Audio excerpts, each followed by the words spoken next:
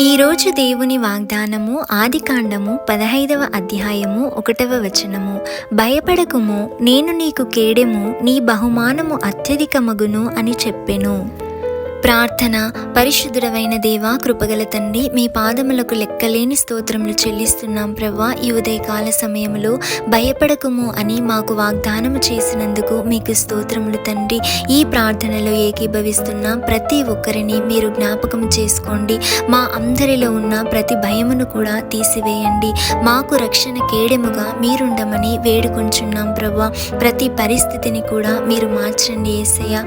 అవును తండ్రి, అడిగిన వాటికంటే ఊహించిన వాటికంటే అత్యధికంగా దయచేస్తానని వాగ్దానము చేసినందుకు మీకు స్తోత్రములు తండ్రి.